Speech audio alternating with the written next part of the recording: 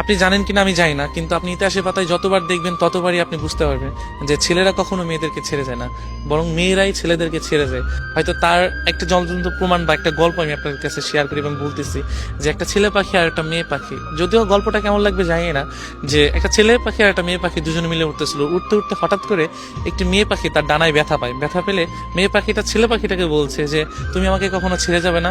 ছেলে পাখিটা ওই কথা শুনে মেয়ে পাখিটাকে বললো যে তোমাকে আমি কোনোদিনও ছেড়ে যেতে পারবো না। সেই কথা বলে তার একটি ডানা সে ভেঙে ফেলে। ফেলার পরে তাদের অনেকদিন পর একটা তুফান আসে, মানে একটা ঝড় আসে।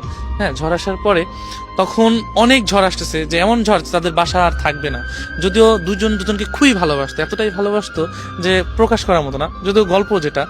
তো ছেলে পাখিটা বলতেছে যে তুমি চলে যাও, ভালো একটা জায়গায় চলে যাও, ঝড় শেষে তুমি আমার কাছে আবার ফিরে এসো। তো মেয়ে পাখিটা কি করলো, যে চলে গেল। চলে যাওয়ার পর তো অনেক ঝড় আসার পরে তখন ছেলে পাখিটা ওই ঝড়ে মারা গেল। মারা যাওয়ার পরে তো ঝড় শেষে মেয়ে পাখিটা আসছে, আসার পরে দেখছে যে নিচে লেখা যে তুমি যদি একটিবার বলতে যে আমি তোমাকে ছেড়ে কখনো যাব না, তবে আমি এই ঝড়টাকে যত কষ্টই হোক পার করে দিতাম, আমরা দুজন সারা জীবন একসাথেই থাকতাম। তো এই লেখাটা দেখে মেয়ে পাখিটা কান্না করছে। সো কান্না করে কি হবে, যে চলে যাওয়ার তো চলেই গিয়েছে। তো আমরা না ভালোবাসা মানুষগুলাকে না চলে যাওয়ার পর বুঝি।